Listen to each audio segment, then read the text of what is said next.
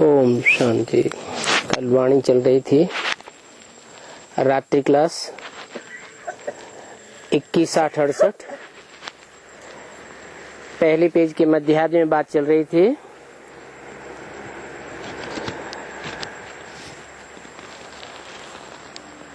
तुम बच्चों को नॉलेज तो मिली है रचयिता और रचना के आदि मध्य अंत की,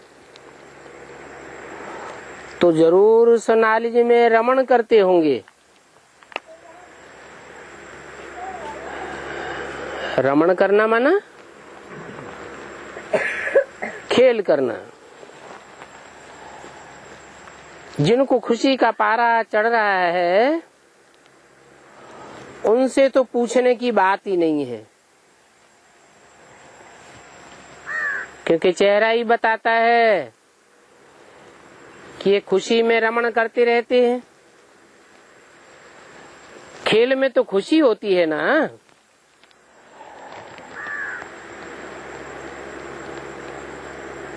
बाकी जिनको माया वार करती है, हराती है, उनके लिए कहेंगे ये तो ग्रहाचारी बैठती है चढ़ने और उतरने की। हमको कोई से पूछने का नहीं है। अपनी अपनी लाइफ के वनस्पति।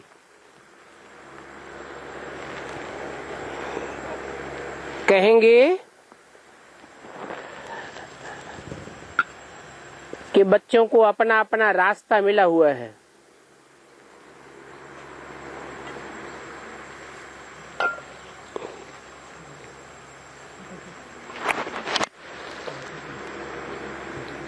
कोई लिखते हैं बाबा मदद करो, माया की ग्रहचारी बैठ रही है, माया का वार हो रहा है, बाबा कृपा करो। आप कृपा करेंगे तो हम सतो प्रधान बनेंगे, फतेहमंद हो जाएंगे। हम माया के ऊपर फतेह पालेंगे, विजय पालेंगे।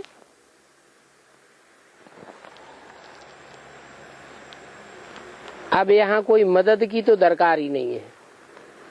ये क्या बात हुई? बच्चों के ऊपर माया का भार हो, बच्चे मदद मांगे बाप से और बाप कहे मदद की दरकार ही नहीं। ऐसे क्यों कहा? इसलिए कहा कि 63 जन्मों की रील ब्राह्मण जीवन में घूम रही है। उस रील में जब अच्छे कर्मों का उदय होता है तो अवस्था अच्छी बन जाती है, और जब बुरे कर्मों का उदय होता है तो लगता है कि माया का वार हो गया। अब इसमें बाप क्या करेंगे? हाँ, बच्चों को और ही तीव्र पुरुषार्थ कर देना चाहिए। जब जब माया का वार होता है तो हिम्मत नहीं हारनी चाहिए। हिम्मते बच्चे तो मदद है बाप। बाकी कोई मदद मांगने की बात नहीं है। पढ़ाई में कोई मदद करते हैं क्या? टीचर स्टूडेंट की पढ़ाई में मदद करेगा क्या? टीचर अगर मदद कर दे तो सभी स्टूडेंट आगे बढ़ जाएं, परंतु सब आगे बढ़ते हैं क्या? जो पढ़ेंगे वो आगे बढ़ेंगे, नहीं पढ़ेंगे तो पीछे रहेंगे। तो बाप कहते हैं कि अपने ही पुरुषार्थ से पास होना है। इसमें टीचर की मदद कोई काम नहीं करेगी, बाबा की मदद भी कोई काम नहीं करेगी। तुम बच्चे भी पुरुषार्थ करते रहते हो, समझा जाता है ये सर्विस ही करते रहते हैं। भले स्थूल सर्विस में है तो भी कई बच्चे ऐसे हैं जो स्थूल सर्विस में रहते हुए भी दूसरों की सेवा करते रहते हैं। लौकिक अलौकिक दोनों प्रकार की सेवा करते रहते हैं। ऐसे नहीं कि लौकिक सेवा से छुट्टी लेवे तब ही सर्विस हो सकती है। जैसे यहाँ पहरे वाला है,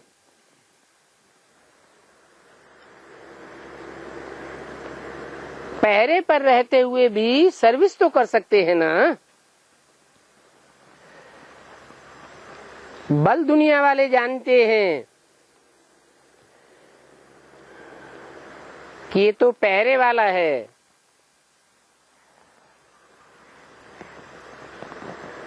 बाबा की लौकिक सेवा में है,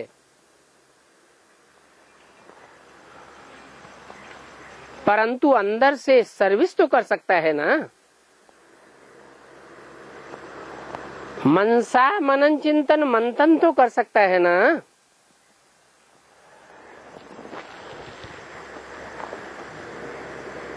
अभी तो बाबा किसी से मिलता ही नहीं है। बाबा की पहचान वाले आते तो बहुत हैं। ये वंडरफुल पुरुषोत्तम संगम युग है। यहाँ बहुत ही वंडरफुल बातें होती रहती हैं और आगे चल करके ड्रामा में और ही वंडरफुल बातें होती रहेंगी।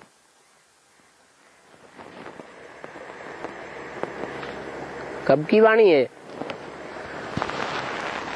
ये तो 68 की वाणी है। 68 में तो बेसिक ज्ञान ही था, फिर भी लगता था बाबा तो बहुत वंडरफुल बातें सुनाते हैं। लेकिन बोला आगे चल करके और ही वंडरफुल बातें सुनते रहेंगे। तो जो पुराने पुराने बीके हैं, मम्मा बाबा के जमाने के, उनके कानों में जब एडवांस नॉलेज की बातें सुनती हैं, पढ़ती हैं, तो कितना बंडर खाते हैं। अरे बाबा ने जो बातें हमें सुनाई थी, उन बातों पर इस तरह तो हमने कभी विचार किया ही नहीं था। बाबा कहते हैं जब नई नई बातें सुनेंगे और आफतें भी आती रहेंगी,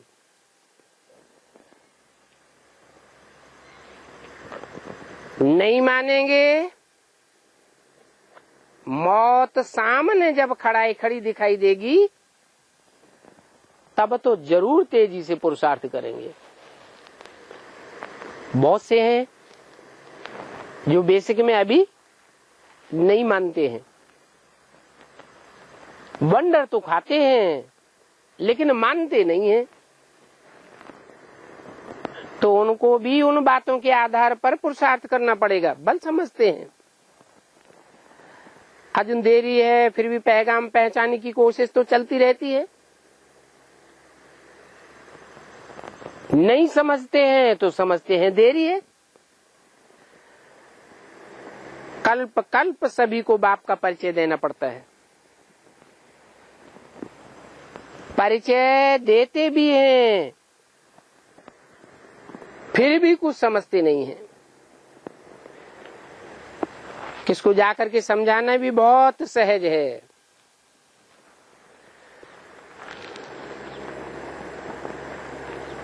कल पहले जिनके दिमाग में बैठा है, वो औरों के दिमाग में बैठाने की सर्विस करते रहते हैं। जिनकी बुद्धि में खुद ही नहीं बैठा है, वो दूसरों को क्या समझावेंगे। बाप भी पूछते हैं, दिल्ली में प्रदर्शनी हो रही है चांदनी चौक की तरफ।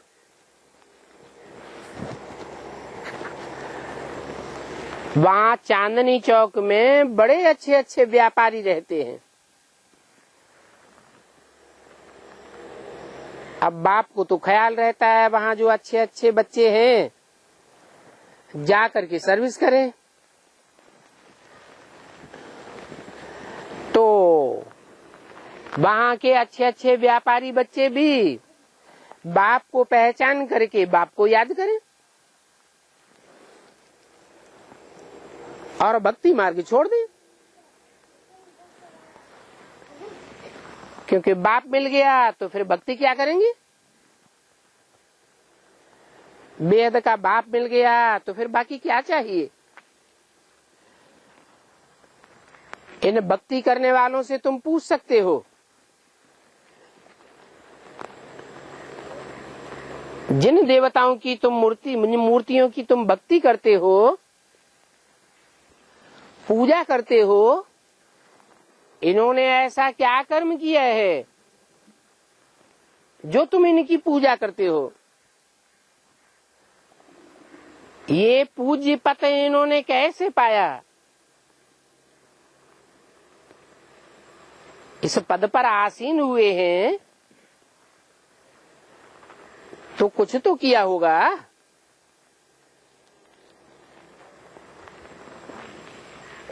वो तो हक्के बक्के रह जाएंगे। कौन? भक्त लोग। फिर तुम उनको समझा सकते हो कि भगवान आते हैं, कर्म अकर्म विकर्म की गति समझाते हैं। जरूर इन्होंने भगवान की मत पर ऐसे कर्म किए हैं जिन कर्मों के आधार पर इन्होंने ये पूज्य पद पाया है। भगवान तो आते ही हैं नर को नारायण बनाने, नारी को लक्ष्मी बनाने। आप भी ये गीता ज्ञान सुनो। भगवान बाप आया हुआ है, बताते हैं ज्ञान भक्ति वैराग।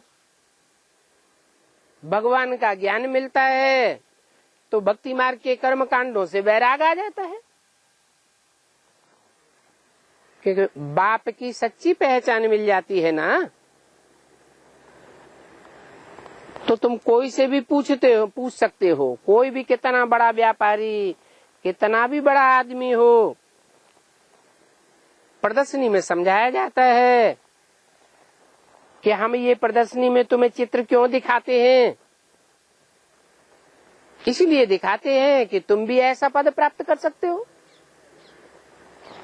बाप ये लक्ष्मी नारायण की राज्य की स्थापना कर रहे हैं। जिन लक्ष्मी नारायण को तुम मंदिरों में पूजते हो, बाप पूछते हैं कि कौन कौन बच्चे सर्विस करने जाते हैं।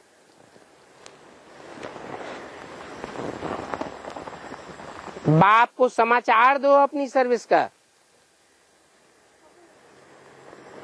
समाचार देते रहेंगे तो सर्विस में ठंडाई नहीं आवेगी। ठंडाई आनी नहीं चाहिए। हर एक बात का वजन करना होता है।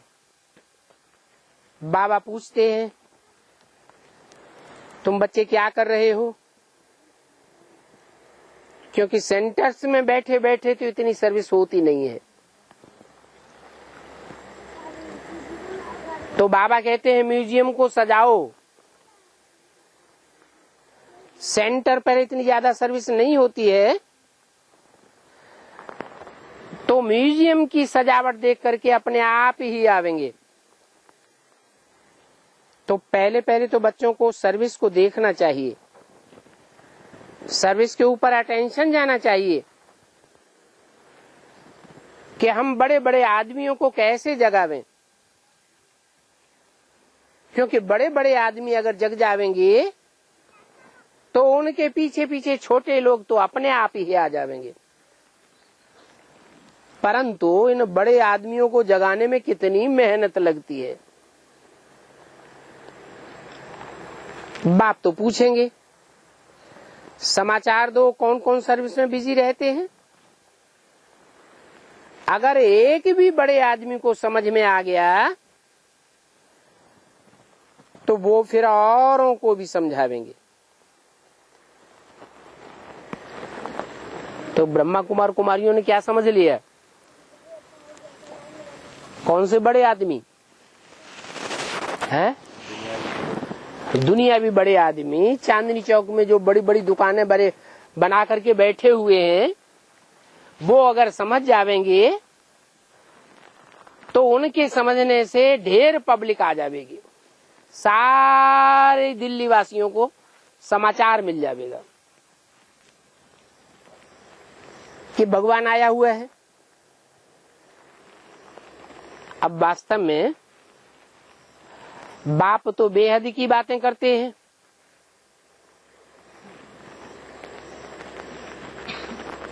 जो बाप बेहद की बातें करते हैं वो ज्ञान रत्नों के व्यापारी होंगे। उन्हीं के लिए कहते हैं जो बड़े बड़े व्यापारी हैं। और जो बड़े बड़े व्यापारी होंगे वो अपने हमजिन्स को पहले जगावेंगे, उनको आप समान बनावेंगे। तो ज्ञानी तू आत्माएं जो निकलेंगी वो बाप की पहचान सारी दुनिया को देंगी। या जो स्थूल धन के व्यापारी हैं वो सारी दुनिया को बाप का परिचय देंगे।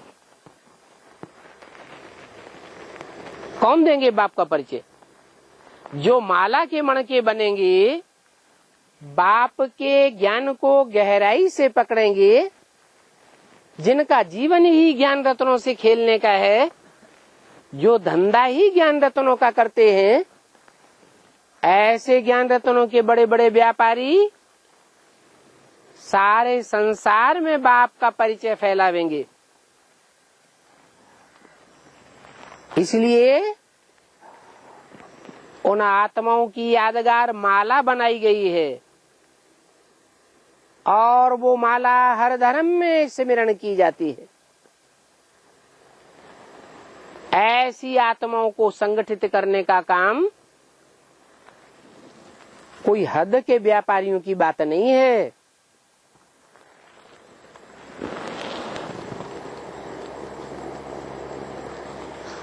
बड़े बड़े को समझाने में, बाप का परिचय देने में और याद की यात्रा में टिकाने में बहुत टाइम लग जाता है। पावन तो बनना है, परंतु ये क्रिमिनलाई आगे बढ़ने नहीं देती है और ही गिराई देती है। देखा जाता है ये वैश्यालय बड़ा भारी वैश्यालय है, सारी दुनिया वैश्यालय है।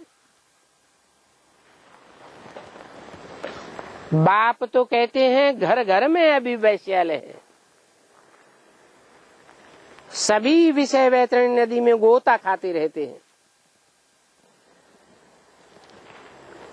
गरुड़ पुराण में भी ये विषय वैतरणी दिखाई गई है। जो बातें गरुड़ पुराण में सुनाई जाती हैं वो मनुष्यों को सुधारने के लिए सुनाई है, दिखाई है। तो बाप कहते हैं सबसे बुरा काम है विकार में जाना।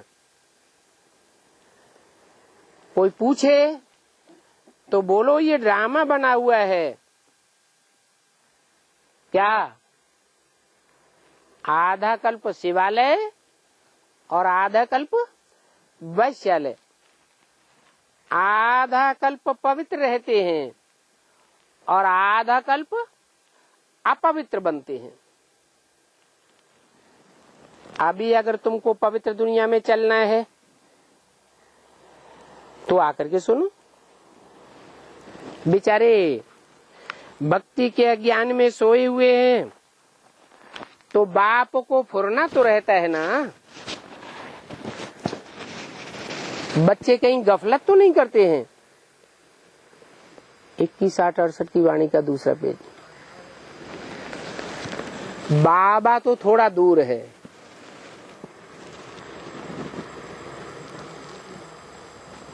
किससे? जो सर्विस करने वाले बच्चे हैं, बाहर की दुनिया में सर्विस कर रहे हैं, उन बच्चों से बाबा तो थोड़ा दूर है। अगर नजदीक में हो तो सभी बच्चों की हालचाल, सर्विस का समाचार पूछता रहे कि इन आत्माओं की सर्विस करो, इनकी पहले खातिरी करो। ईश्वर भी आते हैं तो अविनाशी ज्ञान रत्नों की खातिरी करते हैं ना, तो समझाना है, पूछना है। तुम कलयुगी पतित हो या सतयुगी पावन हो? सतयुग में तो सब पावन होते हैं, वहां होता ही है सत्य का युग, और कलयुग में तो झूठ खंड है, वहां तो झूठ का ही बोलबाला होता है। वहां सच्चाई कहां से आवेगी? परंतु कोई समझते नहीं है। तुम ऐसे सीधे सीधे प्रश्न करते हो तो भी जैसे कि बंदर बुद्धि है, पूछते भी नहीं है। जैसे कि तवाई, बाबा को तो वंडर लगता है।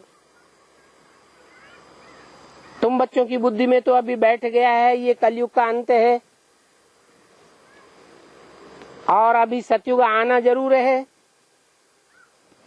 तो जिनको बाप मिला, शिव बाबा के बच्चे बने, उन बच्चों से हम खुश खैरियत क्या पूछें? है जो शिव बाबा के बच्चे बन चुके हैं वो खुश ही होंगे या नाखुश भी होंगे? है नाखुश होंगे। अगर बाप मिला तो खुशी का खजाना मिल गया, और जिनको खुशी का खजाना मिल गया उनसे पूछना तो बेकार है। तुमको तो विश्व की बादशाही मिल जाती है तो जरूर तुम खुशी में ही रहेंगे, नाराज थोड़े ही होंगे। कोई तुमसे पूछे कि तुम खुशी राजी हो तो तुम क्या कहेंगे? है अरे हम तो स्वर्ग से भी ज्यादा खुशी में हैं। स्वर्ग में भी किसी को इतनी खुशी नहीं होती होगी जितनी हमको खुशी होती है। कैसे? बाबा मिला है, बाबा मिला इसलिए खुशी ही खुशी है। लेकिन अभी बाबा सदाकाल मिला है, सदाकाल मिला है, ये बीच बीच में माया भी गले लग जाती है, लग जाती है, तो फिर खुशी उड़ जाती है। और जब खुशी उड़ जाती है उस समय पूछने वाला पूछेगा राजी खुशी हो तो क्या झूठ बोलेंगे? हैं? क्या कहेंगे? है खुशी है, सब खुशी है। मना बाबा ये जो बच्चों को समझाते हैं कि तुमसे कोई पूछे राजी खुशी हो तो तुम ये बतावेंगे कि हम तो सतयुग में भी जितनी खुशी नहीं होती है, स्वर्ग में भी जितनी खुशी नहीं होती है, उससे भी ज्यादा हम यहाँ खुशी है। तो ये बात तुम्हारी बुद्धि में बैठती है, अनुभव में आता है अनुभव में आता है। झूठ बोल दिया, बीमारी होती है चोर डकैत चोरी कर ले जाते हैं, दुख तो आते हैं ना, माया तंग तो करती है ना। तो ये बात बाबा ने क्या झूठ बोल दी कि तुम बच्चे तो कहेंगे कि हम सतयुग में भी जितने खुश नहीं होते हैं उतनी खुशी हमको यहाँ है संगम युग में। कैसे? अभी है,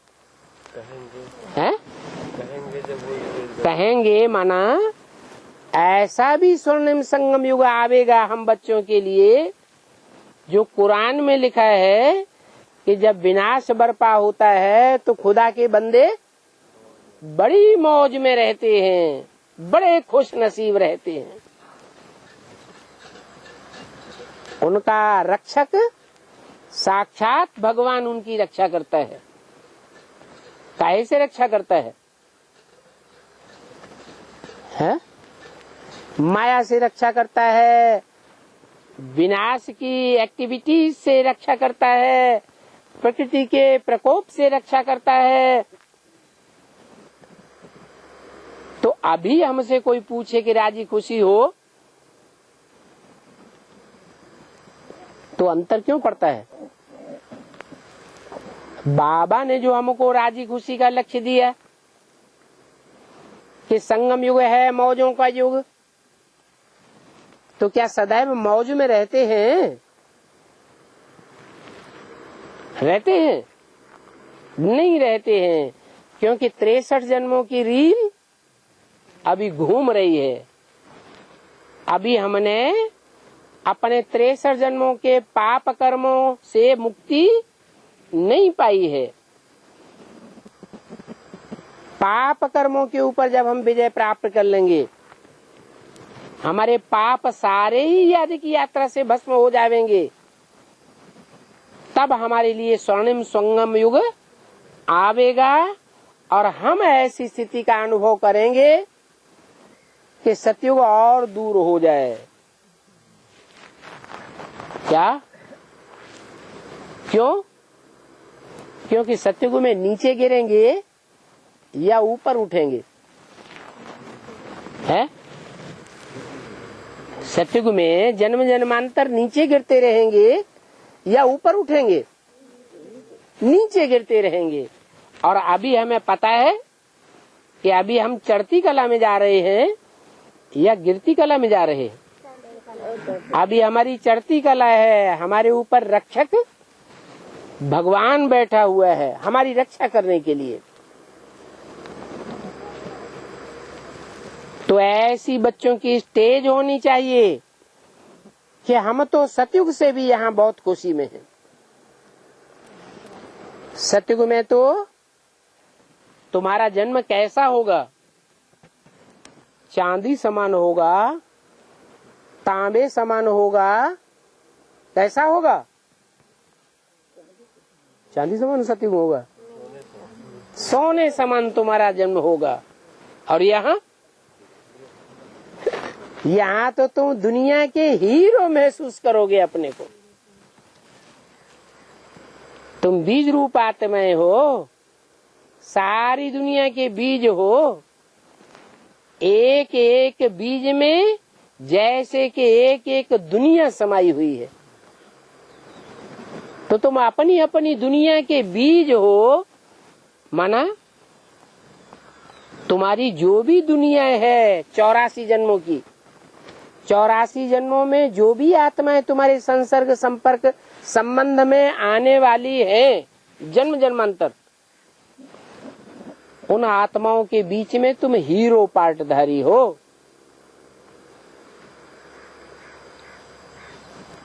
सबकी दुनिया एक जैसी होगी? हर आत्मा के संसर्ग संपर्क और संबंध एक जैसे होंगे क्या कि अलग अलग होंगे? है? अरे इस जन्म में हमारा जिन आत्माओं से संबंध संपर्क जुटा है, हो सकता है इस जन्म के संबंधी संपर्की अगले जन्म में भी मिल जाए। लेकिन इस जन्म के जो भी संपर्की संबंधी हैं वो सारे के सारे अगले जन्म में वो ही मिलेंगे, कोई दूसरे नहीं मिलेंगे। हाँ? दूसरे भी मिलेंगे, फिर अगले जन्म में और नहीं मिलेंगे। माने पुराने भी पुरानों में नए भी ऐड होते जाएंगे। तो हमारी दुनिया संसर्गियों की, संपर्कियों की और हमारे संबंधियों की दुनिया जन्म जन्मांतर बड़ी होती जाएगी या छोटी होती जाएगी? है नहीं, बात समझ में आ रही? बड़ी होती जाएगी। आखिरी ने 84वें जन्म में जाकर के हमारी बहुत बड़ी दुनिया हो जाएगी। उस दुनिया के हम हीरो पार्टधारी हैं। हर आत्मा में जैसे कि एक एक दुनिया समाई हुई है। लोग कहते हैं ऊपर जो आसमान में सितारे हैं, उन सितारों में एक एक दुनिया है, लेकिन वो तो जड़ सितारे हैं, उनमें कोई दुनिया समाई हुई नहीं है। वो सितारे तो सूरज से कोई बहुत दूर है और कोई सूरज के बहुत नजदीक है। वहां तो जिंदगी ही नहीं है, जीवन ही नहीं है। इस पृथ्वी पर ही जो नॉर्थ पोल है और साउथ पोल है, पृथ्वी का ऊपरी उत्तरी हिस्सा और दक्षिणी हिस्सा, वहां सूरज की किरणें तीखी तिरछी पड़ती हैं, तो वो हिस्सा दूर हो जाता है। दूर हो जाने की वजह से, सूरज से दूर होने से वहां सर्दी पड़ेगी कि गर्मी पड़ेगी? है? सर्दी पड़ती है। इतनी ज्यादा सर्दी पड़ती है कि वहां साल भर बर्फ ही बर्फ जमी रहती है। उस बर्फ के माहौल में कोई जीव जंतु जिंदा रहेगा क्या? जिंदा भी नहीं रहता। वहां कोई भी जीव जंतु नहीं है। पृथ्वी पर सिर्फ बीच का हिस्सा और आसपास का जो हिस्सा है, जहां सूरज की किरणें सीधी पड़ती हैं, वही जीवन है। तो देखो, पृथ्वी पर ही कुछ हिस्सा दूर हो गया, कुछ हिस्सा नजदीक है, तो कितना अंतर पड़ जाता है। तो और सितारे तो सूरज से कितनी दूर हैं और कितने नजदीक हैं, वहां जीवन होने का कोई सवाल ही पैदा नहीं होता। फिर जो मान्यता है कि एक एक सितारे में दुनिया समाई हुई है, वो किसका गायन है? ये तुम धरती के चैतन्य आत्मा रूपी सितारों का गायन है। तुम्हारी अपनी अपनी दुनिया है 84 जन्मों की। 84 जन्मों में जो एक आत्मा रूपी सितारे के संपर्की, संबंधी, संसर्गी होंगे, वो ही संपर्की, संबंधी और संसर्गी दूसरी आत्मा के नहीं हो सकते। कुछ न कुछ अंतर जरूर होगा। तो बताया कि तुम तो अपनी दुनिया के हीरो पार्टधारी हो। कोई छोटा सितारा, कोई बड़ा सितारा, कोई की छोटी दुनिया और कोई की बड़ी दुनिया। तो तुम हीरे जैसा बनते हो कब? कौन से युग में? संगम युग में। बाप मिला तो तुमको खुशी होती है ना? खुशी होती है कि पहले पहले तो हम 21 जन्म कब दुखी नहीं होंगे। पूरा 21 जन्म 100% हमको सुखी ही सुख होगा। वहां दुख का नाम निशान भी नहीं देखेंगे। तुम समझते हो हम आत्मा यहाँ बेहद का पार्ट बजाने आती है? ये दुनिया बेहद का रंगमंच है। इतना तुमने ज्ञान सुना है तो जरूर उतनी सर्विस करते रहते हैं। फिर भी इतना ज्ञान सुनने के बावजूद भी तुमको और ज्यादा सुनने के लिए बाप के नजदीक आने की इच्छा बनी रहती है। ज्ञान थोड़ा सुना है या ज्यादा सुना है? बेसिक के मुकाबले। अच्छा, दुनिया के मुकाबले जो नई नई बातें तुमने बेसिक में बहुत सुनी, और बेसिक के मुकाबले अभी एडवांस में बहुत ज्ञान सुना, फिर भी इतना सुनने के बावजूद भी अभी भी बाप से और जास्ती सुनने की इच्छा होती है या इच्छा नहीं होती है? हैं? और जास्ती इच्छा होती है। क्यों?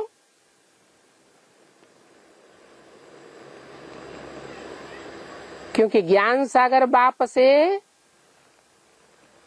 हमारे 84 जन्मों का सारा ही ज्ञान दर्पण हमारे सामने आ जाना चाहिए। इतना ज्ञान हमको मिले जो हमारे पूरे 84 जन्म क्लियर हो जाए, तब आत्मा को संतुष्टि होगी।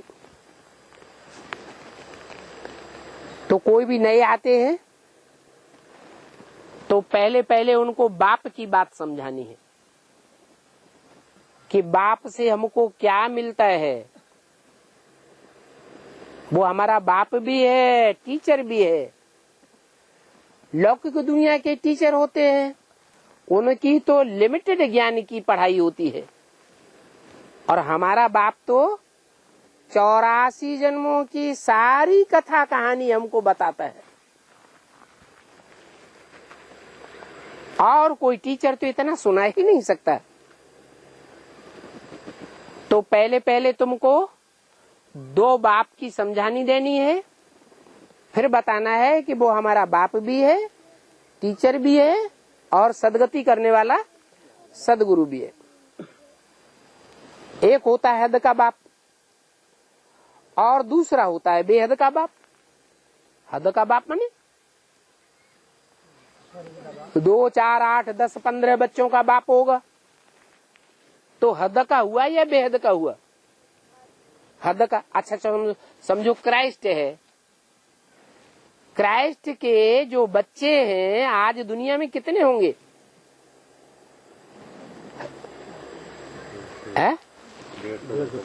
क्राइस्ट को जो अपना बाप मानते हैं, धर्म पिता मानते हैं, उसके बच्चे 200 करोड़ से भी ऊपर हो जाएंगे।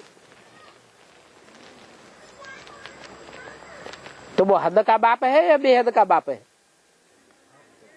क्या कहेंगे? है? वो भी हद का बाप। 200 करोड़ बच्चे इस दुनिया में जिसके हों, वो हद का बाप हुआ है? हाँ, क्रिश्चियन से कहेंगे कि हमारा बेहद का बाप है, क्योंकि दुनिया में और कोई धर्म पिता उनको नहीं दिखाई पड़ता है जिसके इतने बच्चे हों। कोई है? कोई धर्म पिता ऐसा है जिसके 200 करोड़ से जास्ती बच्चे हों? है? अरे मुसलमान सारी दुनिया में छा गए थे, सारी दुनिया में 2500 साल में लंबे से लंबे समय तक मुसलमानों का राज्य चला, तो भी मुसलमानों की इतनी तादाद नहीं हो पाई, और क्रिश्चियंस तो 200 करोड़ से भी ज्यादा। तो बेहद का बाप हुआ या हद का हुआ? है? क्यों? सीमित हुआ है? सीमित में हुआ। सीमित में हुआ? अरे अभी तो आज दुनिया में कोई ऐसा बाप नहीं है जिसके 200 करोड़ बच्चे हो। भगवान बाप दुनिया कहाँ मानती है? अरे तो तुम ब्राह्मणों के बीच में, तुम्हारे ब्राह्मणों में भी 2 पार्टियां हो गई बड़ी बड़ी।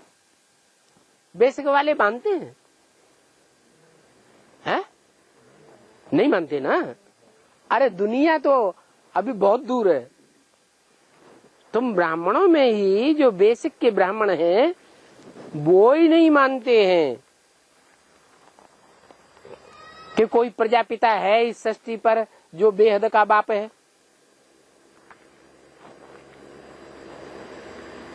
तो कैसे ये समस्या हल होगी कि एक है बेहद का बाप और बाकी सारी दुनिया में जितने मनुष्य मात्र हैं वो सब हद के बाप हैं? कैसे हल करेंगे? अच्छा, दुनिया में जो भी बड़े बड़े धर्म पिताएं हैं वो आदम को एडम को मानते हैं या नहीं मानते हैं? ये तो बताते हैं कि कोई आदम था, कोई एडम था,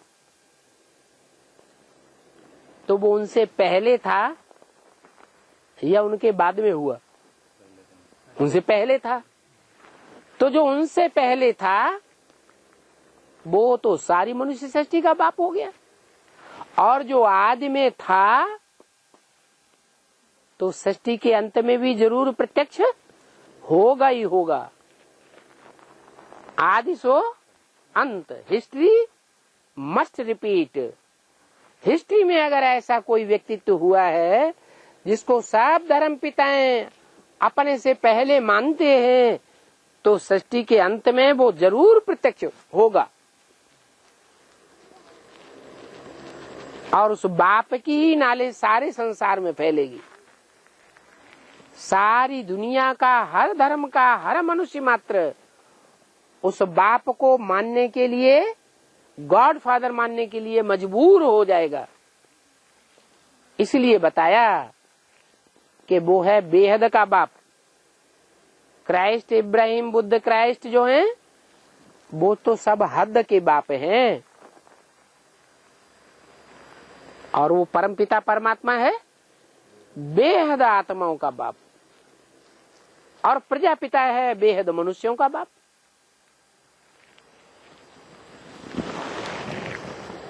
वो दोनों बेहद के बाप जिनसे विश्व की बादशाही मिलती है, स्वर्ग की बादशाही मिलती है, तो जो बाप गॉड फादर के बच्चे हैं उनको तो जरूर बाप से वर्षा मिलना चाहिए। नहीं तो बाप के घर में बच्चा पैदा हो तो पैदा होने से ही वर्षे का हकदार हो जाता है या नहीं हो जाता है? जन्म सिद्ध अधिकारी हो जाता है। तो यहाँ ईश्वर बाप के भी ऐसे ऐसे बच्चे हैं जो भगवान बाप के अंत तक बच्चे बने रहेंगे, और कोई दूसरे को, धर्मपिता को अपना बाप स्वीकार नहीं करेंगे।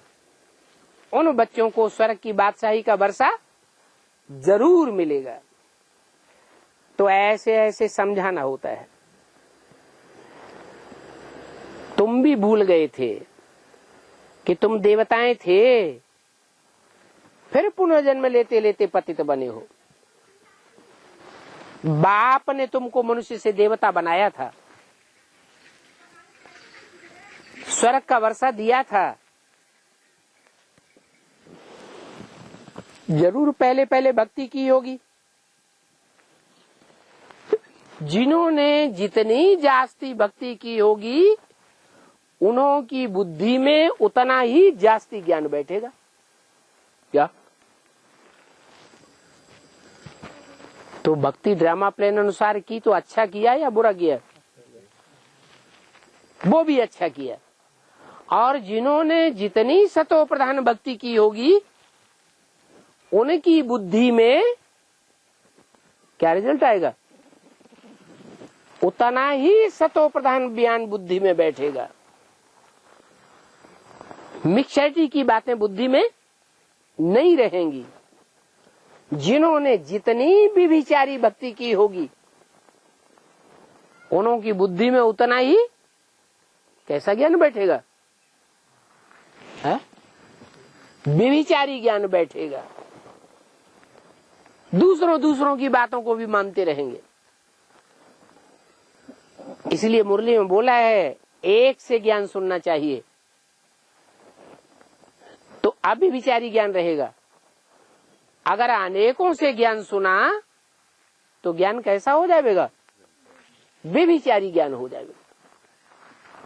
और जिनका बेविचारी ज्ञान हो जाएगा वो कमजोर आत्माएं हो जाएंगी या पावरफुल आत्माएं रहेंगी? कमजोर आत्माएं हो जाएंगी। वो कमजोर आत्माएं दूसरे धर्मों में कन्वर्ट होती रहेंगी। इसलिए कहा जाता है स्वधर्मे निधनम श्रेय, अपने धर्म में मर जाना अच्छा, पर धर्मो भयावह, दूसरे का धर्म भय पैदा करने वाला है। दूसरे के धर्मों में जो कन्वर्ट होते हैं वहां जाकर के दास दासी बनना पड़ता है।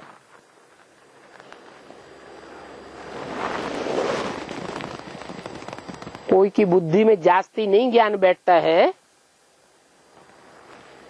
कहते हैं ना कोई हमारा तो माथा चकराता है, आप तो बहुत लंबा चौड़ा विस्तार में सुनाते हैं।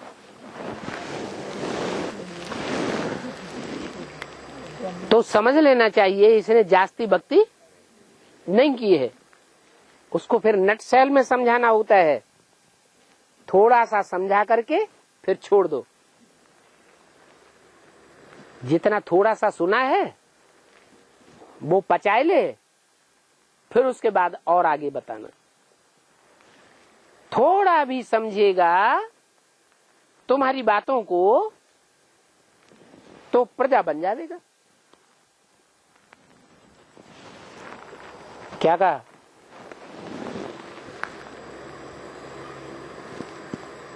थोड़ा भी सुनेगा तो प्रजा बन जाएगा, और ज्यादा सुनेगा तो क्या बन जाएगा? प्रजा कैसे बन जाएगा?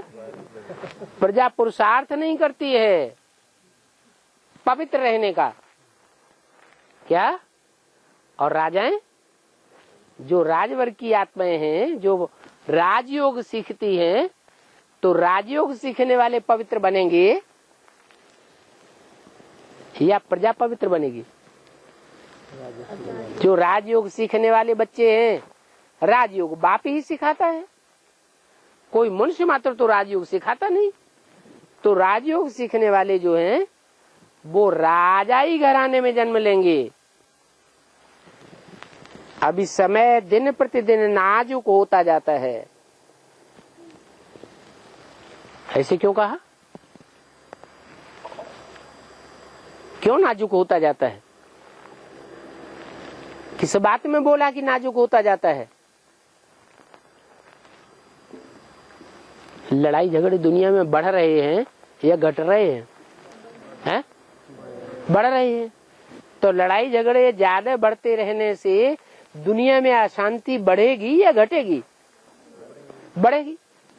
तो लगातार जब अशांति बढ़ती रहेगी, और खुदा न खास्ता भारतवर्ष में खास करके जैसे अभी अकाल घोषित हो गया बहुत जिलों में,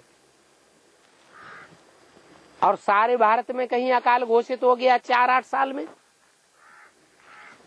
तो मारामारी हो जाएगी। और मारामारी जब हो जाएगी तो चारों तरफ अशांति होगी। उस अशांति के वातावरण में कोई बैठ करके ज्ञान सुन सकेगा? है? हम लोगों को खाने के लिए रोटी नहीं मिलेगी, पीने के लिए पानी नहीं मिलेगा, पहनने के लिए कपड़े नहीं मिलेंगे। मारामारी लड़ाई झगड़े की वजह से, जैसे हिंदुस्तान पाकिस्तान की मारामारी हुई थी ना सन 47 में, तो मकान मिले थे रहने के लिए, हैं? कितने दर बदर हो गए।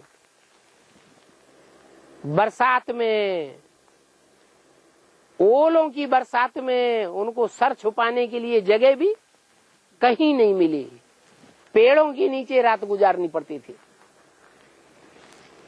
वो तो छोटा मोटा विनाश था। और अभी तो क्या होना है? अभी तो सारी दुनिया में महाविनाश बरपा होना है। कितनी हालतें खराब हो जाएंगी। तो समय नाजुक होता जाता है, दिन प्रतिदिन समय नाजुक होता जाता है। बारूद के ढेर बनते रहते हैं। ये क्या होता है? जो एटम बम है वो बारूद के ढेर है ना, लड़ाइयां लगती रहेंगी। शहर के शहर, बड़े बड़े महानगर एटम बमों से विनाश होते रहेंगे।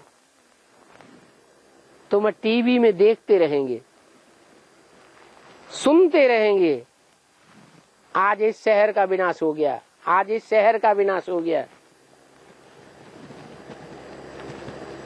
सारी दुनिया में कितने देशों को हथियारों की सप्लाई होती रहती है,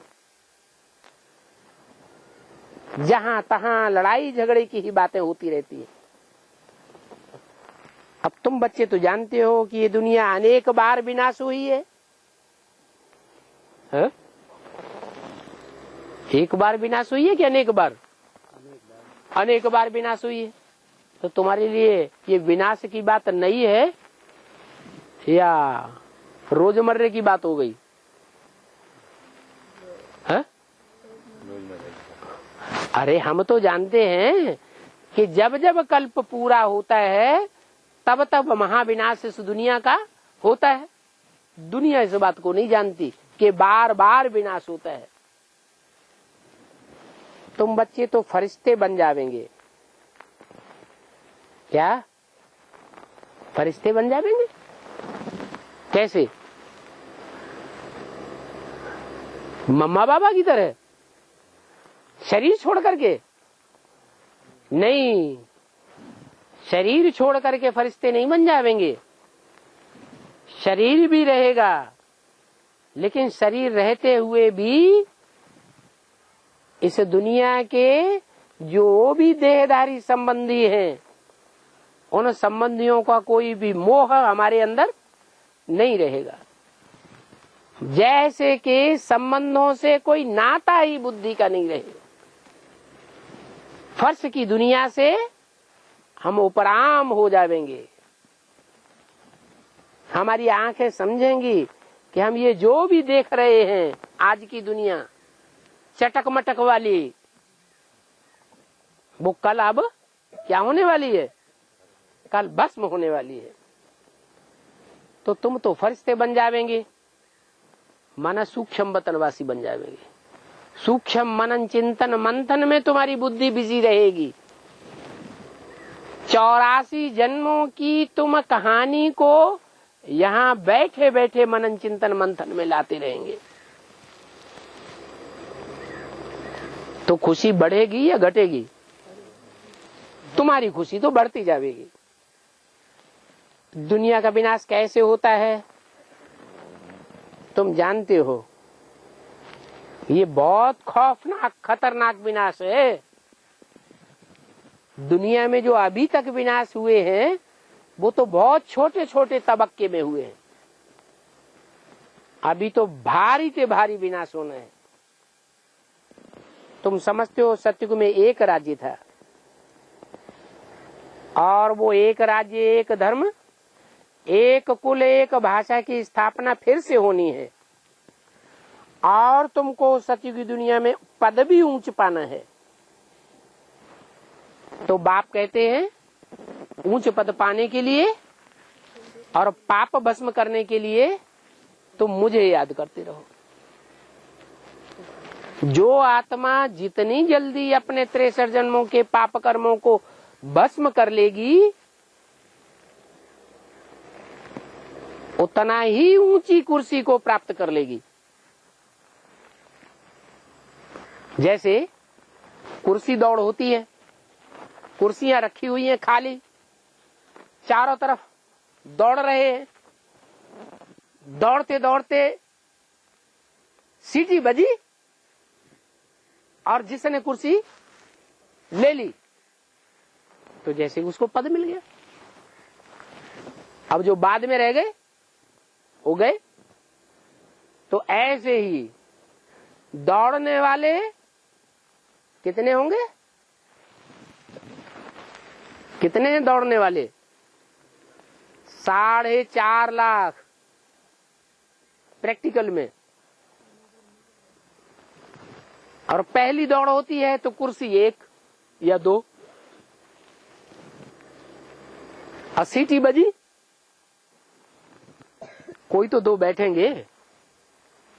जो बैठ गए सो बैठ गए। फिर दोबारा दौड़ शुरू होती है। कुर्सी रखी गई 3,